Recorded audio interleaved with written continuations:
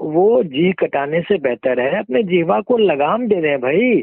वो सार्वजनिक स्थल पे आके, सार्वजनिक मंच पे आके माफी मांग लें। मुझे ब्राह्मण को गाली देने के प्रतिकार पे निकाल दिया है, तो भारतीय जनता पार्टी यह भी स्पष्ट कर दे कि ब्राह्मणों का, हिंदुओं का, सवर्णों का क्या उनको साथ नहीं चाहिए। तो अब हिंदू तय करे कि अब आगे क्या करना है। मैं तो धर्म की लड़ाई में कौरव की सेना के साथ अभिमन्यु की तरह रथ का चक्कर हाथ में उठाए अकेला खड़ा। मतलब आप ब्राह्मण का एक बेटा क्रांति का बिगुल फूंक दिया है।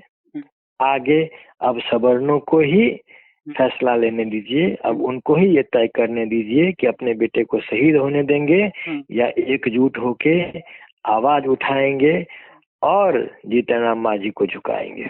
अगर भारतीय जनता पार्टी को ये लगता है कि मैंने अपराध किया है, वो मुझे हटाए।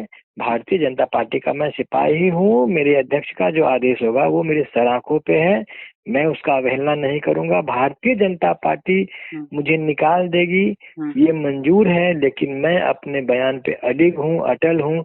मैं अपने बयान पे कायम रहूंगा, मैं अपने बयान से वापस नहीं होऊंगा। नमस्ते गजेंद्र झा जी, पटना से वरुण झा बात कर रहा हूँ, जनता जंक्शन न्यूज चैनल से। जी जी नमस्कार, बताइए। पार्टी ने आपको निष्कासित कर दिया है गजेंद्र झा जी? मुझे अभी तक कोई औपचारिक सूचना नहीं मिली है, आप ही बता रहे हैं। तो जब तक मुझे पार्टी कोई चिट्ठी नहीं देती या मुझे बताती नहीं, मुझे कैसे पता चलेगा। क्या लगता है कि कहीं न कहीं आप जिस तरह से बयानबाजी कर रहे थे, आपने कहा कि जीतन राम मांझी का जीप काट कर जो लाएगा उसको 11 लाख रुपया दिया जाएगा, इसको लेकर पार्टी ने कार्रवाई की है आप पर? मैंने भारतीय जनता पार्टी के बैनर के तले किसी भी तरह का कोई बयान नहीं दिया था। मैं राजनेता से पहले एक हिंदुस्तानी हूँ, मैं भी एक इंसान हूँ। मेरे भी धर्म पे, मेरे कुल पे, मेरे भी समाज पे, मेरी भी जात पे कोई गाली दे, कोई आघात करे तो कष्ट मुझे भी हो सकता है। मैं, अगर भारतीय जनता पार्टी को मेरी बात बुरी लगती है, अगर भारतीय जनता पार्टी को ये लगता है कि मैंने अपराध किया है, वो मुझे हटाए।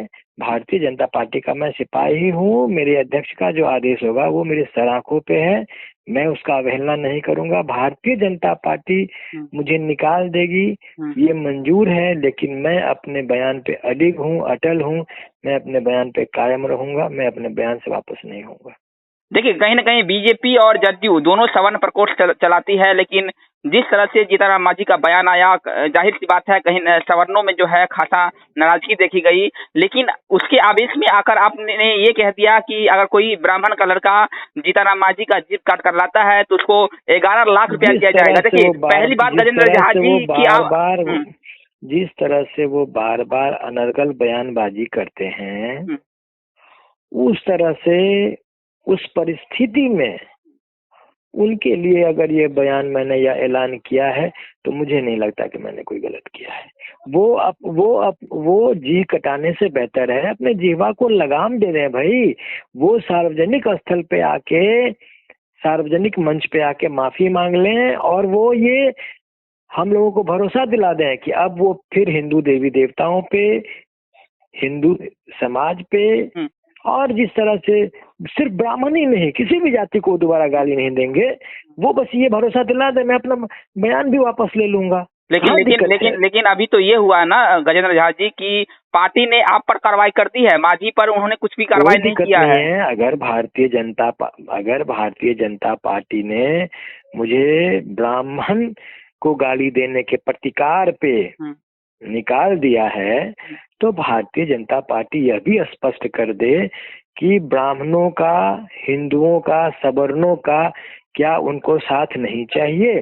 तो वो गजेंद्र झा को ही क्यों, सवर्ण के एक एक नेता को बाहर का रास्ता दिखा दे।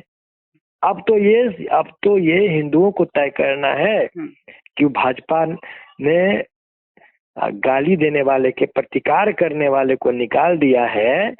तो अब ये भी आप बता रहे हैं, मुझे नहीं पता है, भारतीय जनता पार्टी ने मुझे कोई चिट्ठी नहीं दी है।